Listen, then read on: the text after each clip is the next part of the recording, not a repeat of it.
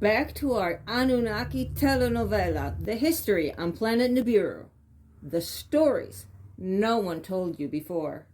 Some Annunaki tea, anyone? Okay, so we're finally at the point where Alalu shows up in the history.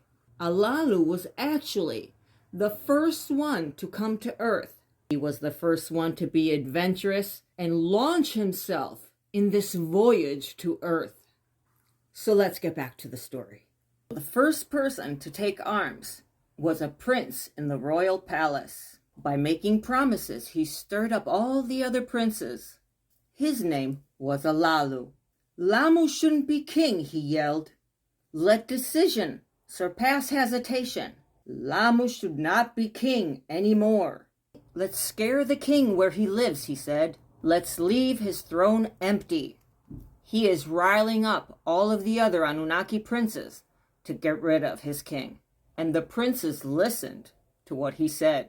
And they all ran to the palace gates together. They went like rushing water to the throne room, which had a small entrance. Alalu was after the king. Lamu the king at this point ran to hide up into the palace tower.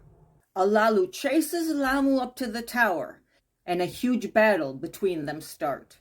Alalu had the best of Lamu, and Lamu fell to his death. No more Lamu, Alalu called out. Alalu ran to the throne room and sat on the throne as quickly as he could. Now, right now, I want to take a time out and talk about this. Has anyone else noticed all of the similarities with the TV series and books Game of Thrones? Because the way I see it, it is the exact same plot.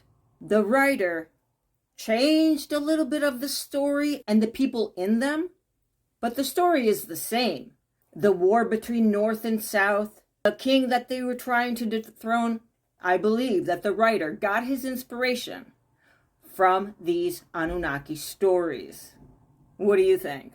In the next video, we will see if Alalu becomes king now.